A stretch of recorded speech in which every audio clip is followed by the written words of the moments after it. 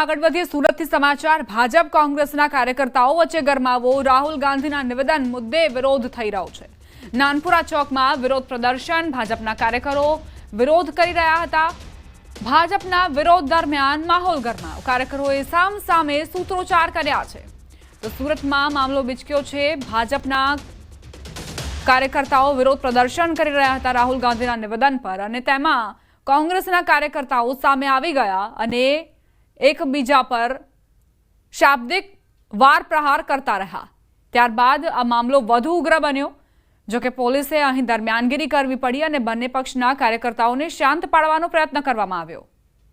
દેશભરમાં ભાજપ દ્વારા વિરોધ કરવામાં આવી રહ્યો છે ત્યારે સુરત ભાજપ દ્વારા વિવેકાનંદ સર્કલ પાસે વિરોધ ચાલી રહ્યો છે। દરમિયાન કહી શકાય છે કે ભાજપના કાર્યકર્તાઓ સીધા કોંગ્રેસ કાર્યાલય પર પહોંચ્યા હતા અને તોડફોડ શરૂ કરી હતી। તે જોતજોતાની અંદર આ ઘર્ષણના દ્રશ્યો જોવા મળી રહ્યા છે। ખાસ કરીને ઘર્ષણ અટકાવવા માટે પોલીસ પહોંચી હતી। હવે પોલીસ અને કહી શકાય કાર્યકર્તાઓ વચ્ચે ઘર્ષણ શરૂ થયું છે।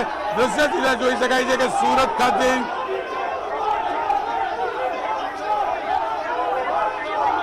બિલકુલ દ્રશ્યો સીધા જોઈ શકાય છે કયા પ્રકારની સ્થિતિનું નિર્માણ થયું છે। એક બાજુ કોંગ્રેસ વિરોધ નોંધાવી રહી છે ત્યારે બીજી બાજુ ભાજપ વિરોધ કરી રહી છે અને આ બંનેની વચ્ચે સમાધાનમાં આવેલી પોલીસ સાથે ઘર્ષણના દ્રશ્યો જોવા મળી રહ્યા છે। દ્રશ્ય સીધા જોઈ શકાય છે કયા પ્રકારના ઘર્ષણ છે એટલે કે જોતજોતામાં મામલો વધુ ઉગ્ર બન્યો। રાહુલ ગાંધીના પુતળાનું દહન કરવામાં આવ્યું છે અને સતત ઘર્ષણ જોવા મળી રહ્યું છે। એટલે કે દ્રશ્ય કહી જાય છે કે વિરોધ વચ્ચે ભાજપ અને કોંગ્રેસ વચ્ચેના આ ઘર્ષણના દ્રશ્યો સામે આવી રહ્યા છે। તમામ જગ્યા પર વિરોધ પ્રદર્શન રાખવામાં આવ્યું છે ત્યારે ચોક્કસ સુરતમાં ભાજપના જે કાર્યકર્તાઓ છે તેમનો આક્રોશ જોવા મળી રહ્યો છે અને જે પ્રકારે કહી શકાય આક્રોશ છે તેને લઈને ઘર્ષણ જોવા મળી રહ્યું છે। દ્રશ્ય સીધા જોઈ શકાય છે। આપણે ભાજપના આગેવાનો સાથે પણ વાત કરવાનો પ્રયાસ કરીશું કારણ કે ઉચ્ચ અધિકારીઓ પોલીસના પહોંચ્યા છે અને દ્રશ્ય જોઈ શકાય છે સ્થિતિનું નિર્માણ થયું છે। યુવા કોંગ્રેસ આગેવાન છે આપણી સાથે જ આપણે સીધા વાત કરીશું કયા પ્રકારની સ્થિતિ છે।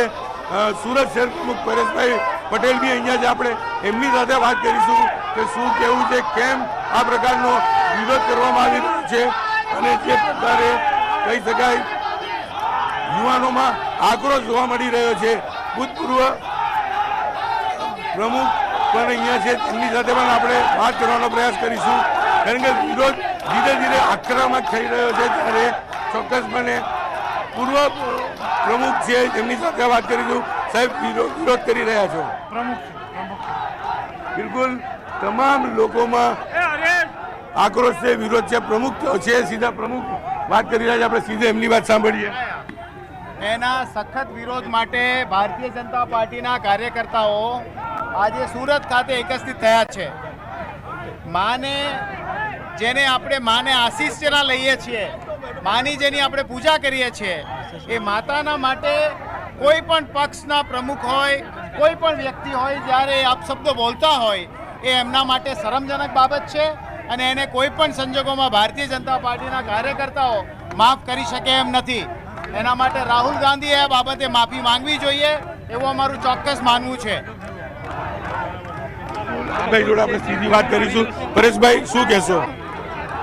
કોંગ્રેસના કાર્યકર્તાઓ દ્વારા જે રીતે માનનીય પ્રધાનમંત્રી શ્રી નરેન્દ્ર મોદી સાહેબના માતાજી માટે અપશબ્દોનો ઉચ્ચાર કરવામાં આવ્યો એનો ભારતીય જનતા પાર્ટીના કાર્યકર્તાઓ સખત વિરોધ કરે છે અને એના માટે અમે કહીએ છીએ કે રાહુલ ગાંધીએ ચોક્કસ જ માફી માંગવી જોઈએ કે કોંગ્રેસના કાર્યકર્તાઓ તો ભાજપના કાર્યકર્તાઓ વિરોધ પ્રદર્શન કરવા માટે પહોંચ્યા છે। તેમનું કહેવું છે કે રાહુલ ગાંધીની રેલીમાં જે અપશબ્દનો ઉચ્ચારણ કરવામાં આવ્યો છે તેના વિરોધમાં અમે આવ્યા છીએ અને રાહુલ ગાંધીએ તેને લઈને માફી માંગવી જોઈએ। આ માંગ છે ભાજપના કાર્યકર્તાઓની। 3 અલગ અલગ દ્રશ્યો તમને દર્શાવી રહ્યા છે। ભાજપ કોંગ્રેસ વચ્ચે ગરમાવો થયો સુરતમાં। આ તરફ રાજકોટની વાત કરીએ જ્યાં વિરોધ પહેલા પોલીસ અને કોંગ્રેસ સામસામે આવી ગયા। તો આ તરફ ગીર સોમનાથમાં રાહુલ ગાંધીના પુતળાનું દહન કરવામાં આવ્યું છે।